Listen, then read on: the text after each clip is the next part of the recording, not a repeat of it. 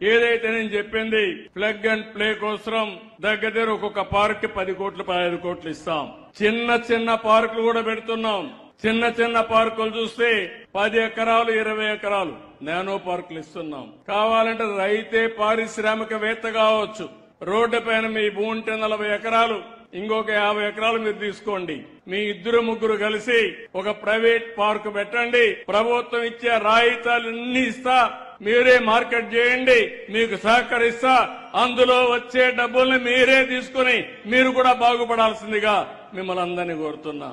రైతుల్ని పారిశ్రామికవేత్తలు చేయాలని, రైతుల్ని ఈ పార్కులు పెట్టే యజమానులుగా, మీ భూమి మీది. ఇప్పుడే ఒక మిత్రుడు అన్నాడు మేమంతా అని. నేను ఇంత మునుపు నుండి ఇది కూడా చెప్పేవాడిని. ఆ 20 మందో 10 మంది రైతులు కలిసి మీరు ఒక పార్క్ పెట్టుకోండి.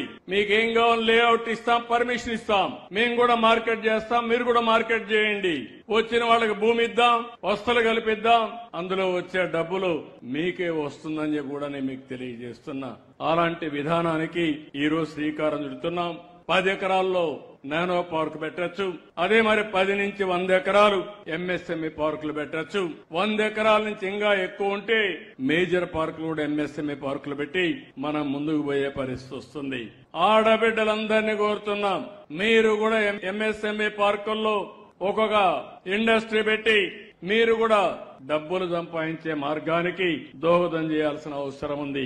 మగవాళ్లే ఇండస్ట్రీ పెట్టాలని లేదు, బాగా చదువుకున్నారు, ముందుకు రండి.